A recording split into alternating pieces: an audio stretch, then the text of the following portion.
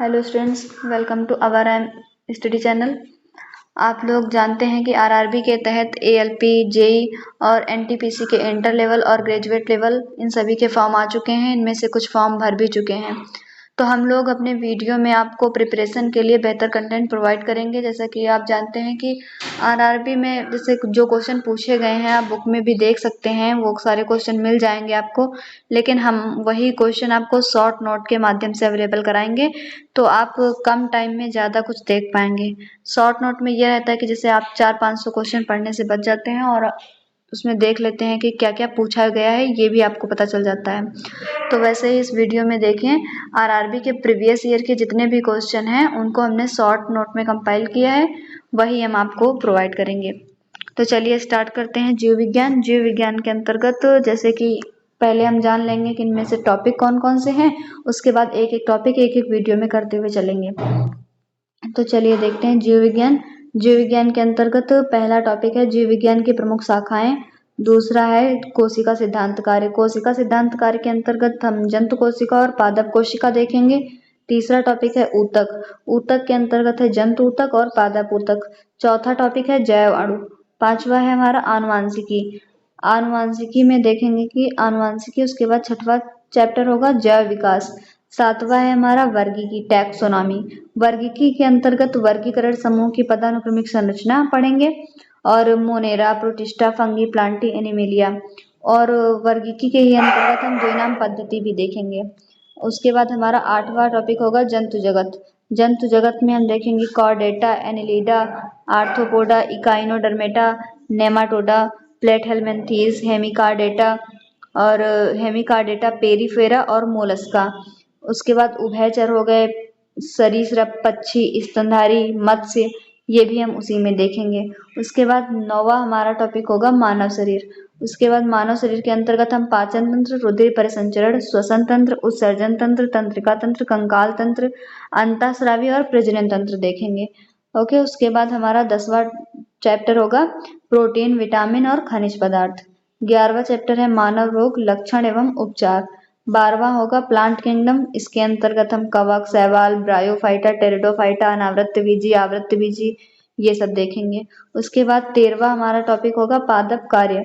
पादप कार्य के अंतर्गत वाष्पोत्सर्जन, प्रकाश संश्लेषण, पौधों में श्वसन, पौधों में परिवहन, पादप हार्मोन, पादप गतियां, और इतने टॉपिक्स हम पादप कार्य के अंतर्गत देखेंगे। उसके बाद हमारा 14वां टॉपिक होगा पौधों में जनन। 15वां टॉपिक होगा आर्थिक महत्व के जीव एवं वनस्पतियां। 16 आनुवांशिकी, इंजीनियरिंग एवं बायोटेक्नोलॉजी। 17वां चैप्टर होगा प्रमुख जैव वैज्ञानिक आविष्कार। 18वां चैप्टर है जीव विज्ञान विविध। तो इतने आपने जो देखे हैं चैप्टर्स के नाम, इनको हम देखेंगे। उसके बाद आप लोग देखेंगे कि उसके बाद आप लोग एक एक चैप्टर एक एक वीडियो में खत्म करेंगे। आज का हमारा पहला चैप्टर है जीव विज्ञान की प्रमुख शाखाएं। तो जीव विज्ञान की प्रमुख शाखाएं में जैसे क्वेश्चन जो पूछे गए हैं उस हिसाब से हमने शॉर्ट नोट में, जैसे आप जानते हैं कि शॉर्ट नोट्स आपके हैं, तो क्वेश्चन वाइज आपको नहीं, यहाँ शॉर्ट नोट के माध्यम से टॉपिक्स आपको देख लेंगे कि हमसे पूछा क्या क्या गया है। तो आनुवांशिकी, ये क्वेश्चन था, वंशानुक्रम पैटर्न के माध्यम पर केंद्रित है आनुवांशिकी। उसके बाद विटीकल्चर। विटीकल्चर अंगूर की खेती से संबंधित होता है। ओलेरीकल्चर, ओलेरीकल्चर सब्जियों की खेती से संबंधित होता है। जैसे कि आप जानते हैं कि सब्जी जैसे कोई लेने जाता है वोलेरी सब्जी, ऐसे करके हम याद कर सकते हैं, क्योंकि इतना सारा कंटेंट होता है, आप क्या क्या याद करेंगे, तो ऐसे कुछ ट्रिक्स के माध्यम से हम लोग देखते हैं। वोलेरीकल्चर सब्जियों की खेती से संबंधित है। उसके बाद फ्लोरीकल्चर। फ्लोरीकल्चर फूलों की खेती से संबंधित है। फूल यानी कि फ्लावर, तो फ्लावर से फ्लोरीकल्चर हो जाता है, तो फ्लोरीकल्चर फूलों की खेती से संबंधित है। उसके बाद हार्टिकल्चर। हार्टिकल्चर सब्जियों, फलों और फूलों जैसी उच्च मूल्य वाली फसलों की खेती से संबंधित है। जो उच्च मूल्य वाली फसलें होती हैं, फसलें या फूल या सब्जियां जो उच्च मूल्य के होते हैं, वो हम हार्टिकल्चर के अंतर्गत देखते हैं। उसके बाद सेरीकल्चर। सेरीकल्चर रेशम कीट पालन का अध्ययन सेरीकल्चर के अंतर्गत किया जाता है। पीसीकल्चर, पीसीकल्चर के अंतर्गत मत्स्य पालन का अध्ययन किया जाता है। मत्स्य पालन, मत्स्य आप जानते हैं फिश जैसे होता है, तो फिश से हम रिलेट कर सकते हैं पीसीकल्चर। और उसके बाद एपीकल्चर। एपीकल्चर मधुमक्खियों के पालन का अध्ययन जो है एपीकल्चर कहलाता है। तो वैसे एविकल्चर, एविकल्चर पक्षियों का, पक्षी पालन का अध्ययन जो होता है वो एविकल्चर के अंतर्गत आता है। जैसे कि इंग्लिश में भी सिनोनिम में आप देखते हैं, वन वर्ड में आप देखते हैं कि एपियरी, एपियरी जो होता है वो मधुमक्खियों के जो रहने का वो होता है उसे एपियरी कहते हैं, और पक्षियों के रहने के स्थान एवियरी कहते हैं। तो एविकल्चर से पक्षी पालन हो जाता है, एपीकल्चर से मधुमक्खी का पालन हो जाता है। उसके बाद इटियोलॉजी, इटियोलॉजी के अंतर्गत रोगों के कारणों का अध्ययन करने वाले शास्त्र, मतलब जिससे हमें रोगों के कारण का पता चलता है, उसके जो अध्ययन होता है उसको हम इटियोलॉजी कहते हैं।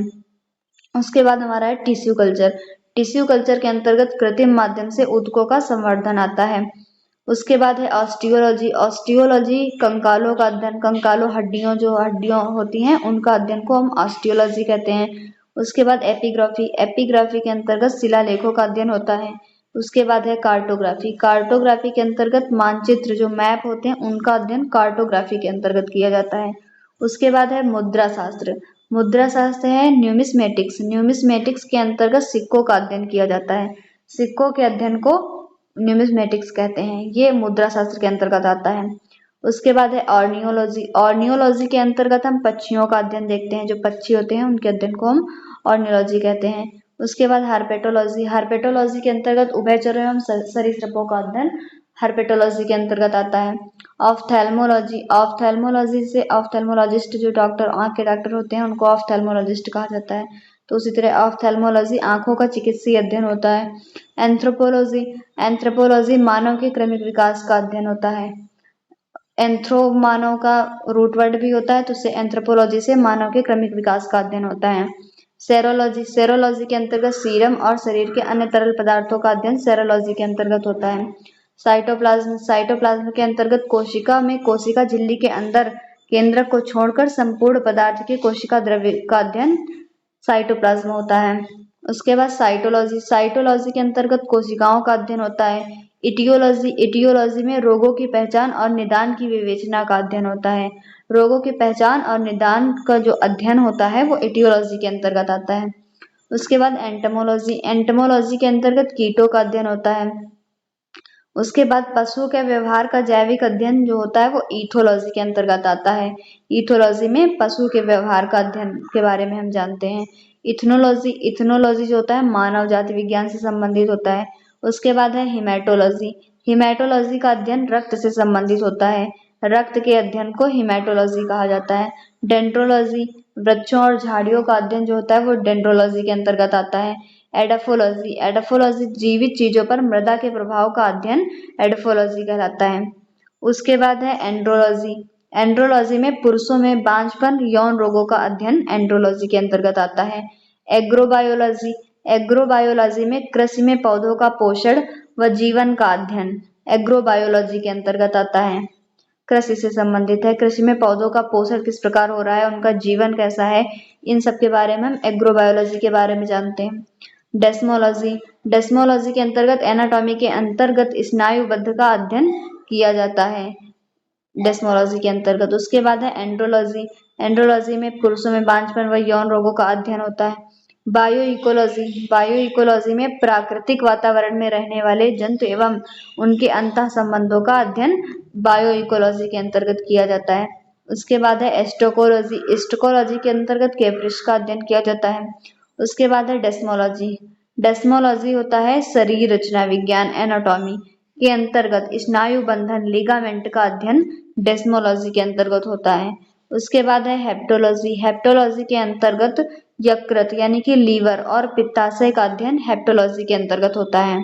वायरोलॉजी, वायरोलॉजी विषाणुओं का अध्ययन, जो वायरस होते हैं वायरस से बनता है वायरोलॉजी, तो वायरोलॉजी के अंतर्गत विषाणुओं का अध्ययन किया जाता है।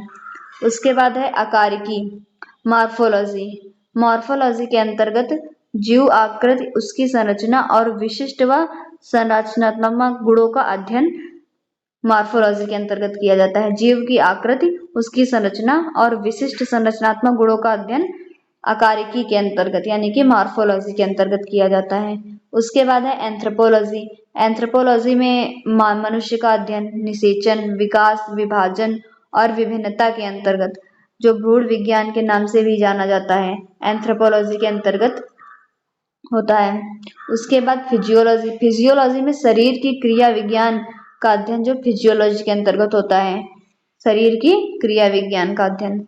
उसके बाद है अध्ययन आनुवंशिकी। अध्ययन आनुवंशिकी में आनुवंशिकता जो होती है तथा जीवों की विभिन्न श्रेणियों का अध्ययन।